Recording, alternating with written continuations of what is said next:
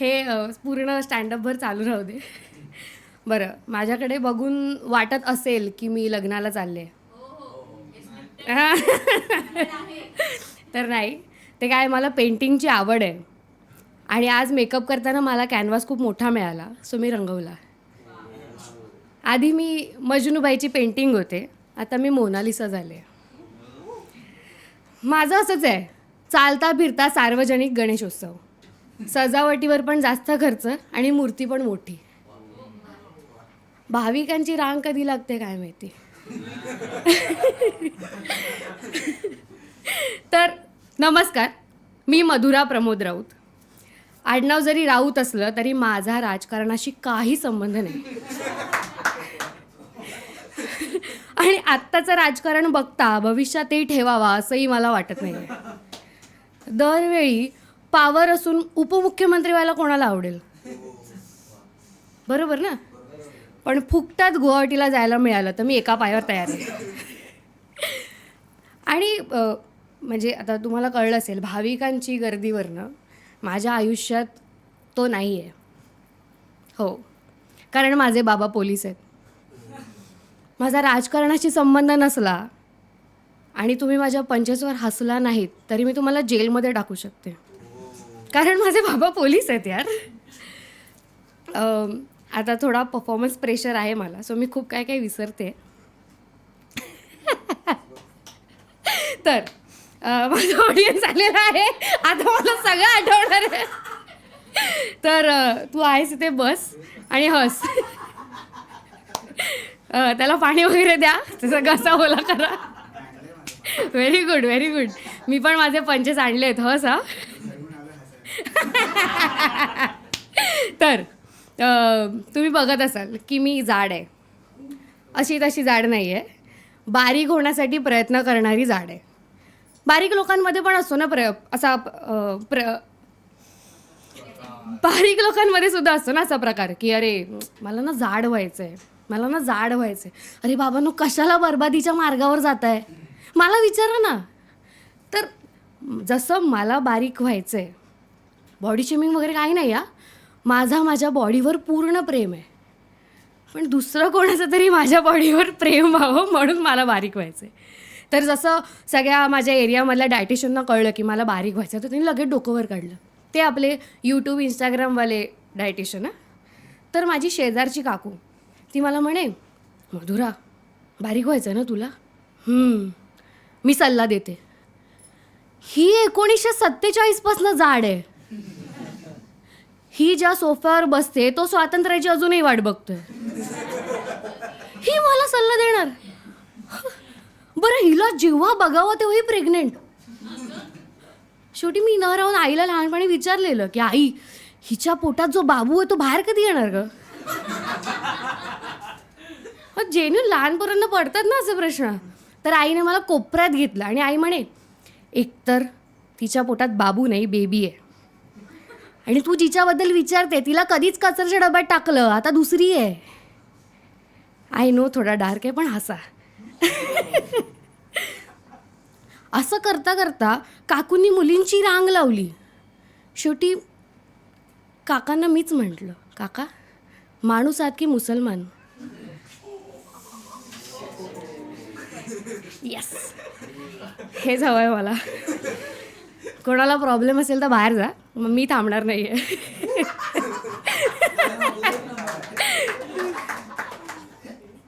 मी तसं सांगितलं, काकूंनी मुलींची रांग लावली. मग मी काकूंना सल्ला दिला आणि त्यांनी नवसाची रांग लावली आणि उसासा टाकला. मुलाचं नाव ठेवलं श्वास. आणि तो मुलींमध्ये म्हणजे बहिणींसोबत वाढला. जन्माला आला तेव्हा तो श्वास होता, आता त्याचा उसासा झाला आहे. बहिणींचे कपडे आणि मेकअप करून तो रील्स करायचा. त्याच्या बाबांना राग आला.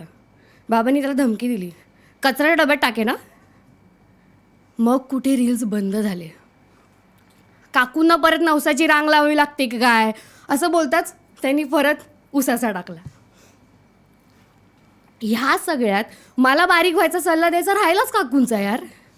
म्हणजे मी एवढा सल्ला दिला, मला मदतच नाही केली त्यांनी.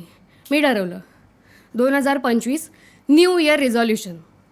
जॅनमध्ये बारीक व्हायचं, फेबमध्ये माझ्या जॅनसोबत व्हॅलेंटाईन डे सेलिब्रेट करायचं. मी गेले डायटिशियनकडे. डॉक्टर, मला बारीक व्हायचं आहे. ओ, बारीक व्हायचं आहे, तू ना डाएट कर. हे मला माहिती आहे, काहीतरी वेगळं सांगा. ओट्स खा.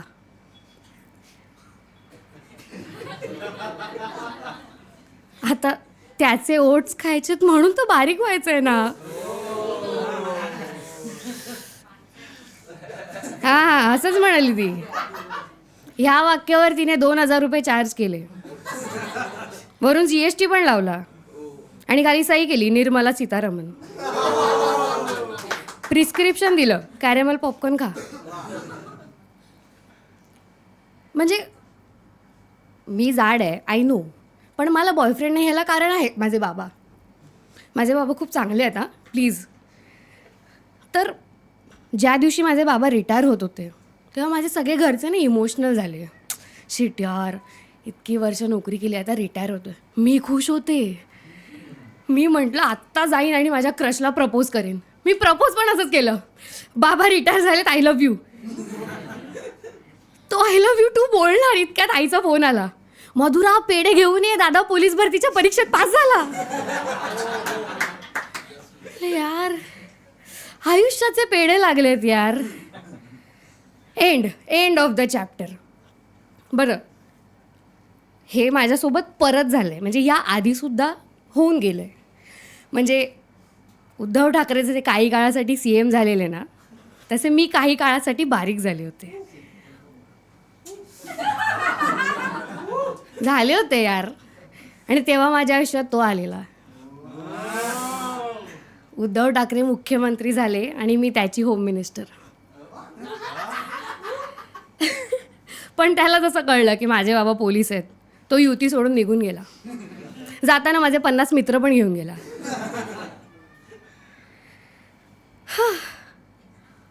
आणि पुढचं आणि तो पलटला, युती तोडून निघून गेला आणि जाताना 50 मित्र पण घेऊन गेला.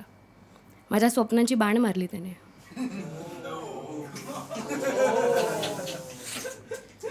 मग मी पण त्याची आश्वासनं मशालीने जाळून टाकली.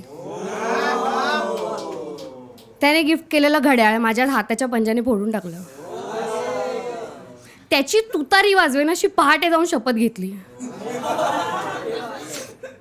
आणि तो पुन्हा आला तरी त्याला एकही संधी देणार नाही. माहिती आहे ना, एक संधी. कमळ राहिलंय, पण ते राहू दे. देशद्रोहाची केस माझ्यावर नको.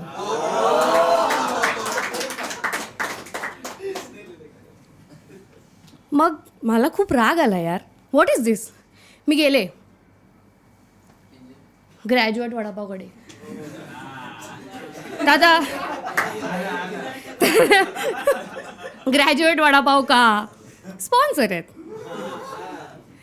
तर मी रागात, तो समोरून चाललेला तो, त्याच्याकडे बघून गाणं पण गायलं. तुझ्यामुळे झाला माझ्या नशिबाचा वडापाव, ग्रॅज्युएट वडापाव. ग्रॅज्युएट का, तर हो स्पॉन्सर आहे.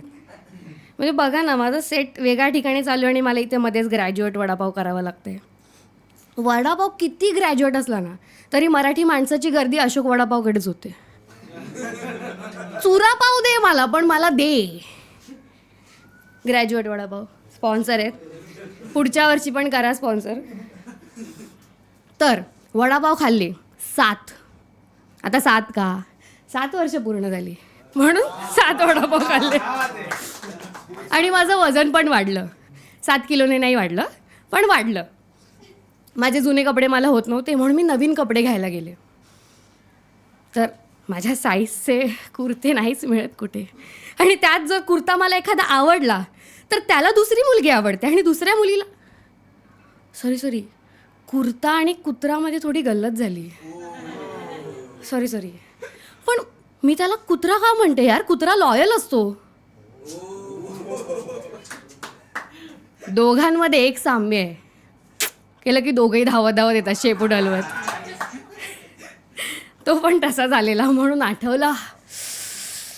एनिवे, नको नको नको थांब थांब सेट झाल्यावर. मग मी गेले कुर्ता घ्यायला.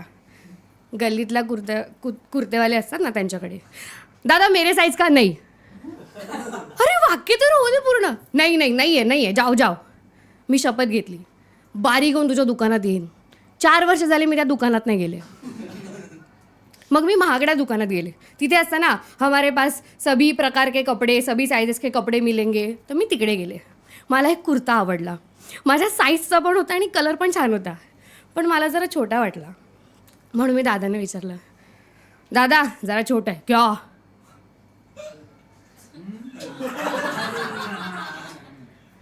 नहीं नहीं कुर्ता छोटा नहीं है. सोच छोटी इनकी सोच छोटी है.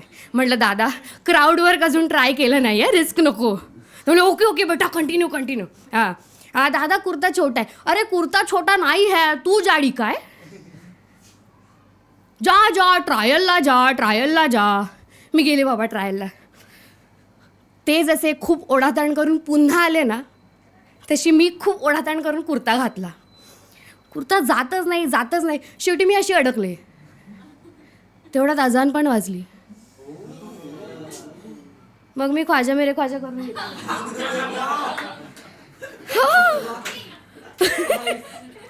मी एकटी नव्हते गेले. माझी मैत्रीण पण होती. मी तिला हाका मारते, अगं ममता मला मदत कर. ममता अशी बसली. अगं ममता मला मदत कर. ममता अशी बसली. अगं शेवटी मीच अशी गेले. तर बांगलादेशची पंतप्रधान असं सगळी पळून गेली यार. मग काय मी आणि ते दुकानदार आम्ही दोघांनी ओढाताण करून तो कुर्ता घातला. पण साला तर निघत नाही आहे. 1 महिन्यापासून मी हेच घालून फिरते. बॉयफ्रेंड तर नाहीच मिळाला. आवडता कुर्ता पण नाही मिळाला. आता मी आणि माझी शेवटची आस शेजारच्या काकूंचा श्वास. आता आम्ही दोघं मिळून उसाचे टाकतो बॉयफ्रेंडच्या शोधात. धन्यवाद.